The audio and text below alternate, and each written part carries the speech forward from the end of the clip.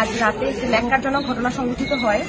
আমরা দেখি বিশ্ববিদ্যালয়ের প্রান্তিক গেট থেকে ছাত্রলীগের সাবেক সাংগঠনিক সম্পাদক শামীম মোল্লাকে ক্যাম্পাসের অভ্যন্তরে নিয়ে এসে তাকে প্রান্তিক গেটেও পিটানো হয়, তারপরে ক্যাম্পাসের ভেতরে নিয়ে এসে নিরাপত্তা অফিসের সামনে তাকে পিটানো হয়, নিরাপত্তা অফিসের তালা ভেঙে তাকে পিটানো হয় এবং এই সকল ঘটনার ভিডিও ফুটেজ আপনারা ইতিমধ্যে সোশ্যাল মিডিয়ায় সামাজিক যোগাযোগ মাধ্যমে দেখে থাকবেন।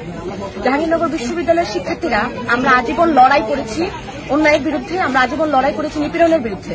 সেই জায়গায় আমাদের শহীদদের, আমাদের ভাই বোনের রক্তের ওপর পা দিয়ে আমরা যে স্বাধীনতা অর্জন করেছি, সেই নতুন বাংলাদেশে আমরা যখন দেখি এ ধরনের মব লিঞ্চিং, নতুন বাংলাদেশে যখন দেখি এ ধরনের মব কিলিং, তখন সেটি শিক্ষার্থী হিসাবে, সেটি নাগরিক হিসাবে, সেটি আন্দোলনকারী হিসাবে আমাদের শঙ্কিত করে।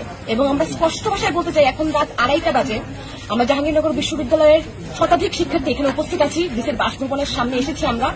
আমরা এই ঘটনার প্রতিবাদ জানাচ্ছি এবং অতি দ্রুত অপরাধীদের চিহ্নিত করে তাদের বিচারের দাবি জানাতে এসেছি। এবং আমরা বলতে চাই, শুধুমাত্র জাহাঙ্গীরনগর নয়, বাংলাদেশের কোন জায়গায় এই ধরনের মব কিলিং, মব লিঞ্চিং আমরা শিক্ষার্থীরা, বাংলাদেশের নাগরিকরা মেনে নিব না এবং এর বিরুদ্ধে আমরা জোর আন্দোলন করে তুলব। ধন্যবাদ। সে কোন দলের মতাদর্শ ছিল সেটা বড় কথা নয়, সে যত বড়ই অপরাধ করুক না কেন, মব জাস্টিস হতে পারে না। এবং আমরা জানতে পেরেছি যে মব জাস্টিসের পাশাপাশি তাকে 4 দফায় মারা হয়েছে, 4 দফায়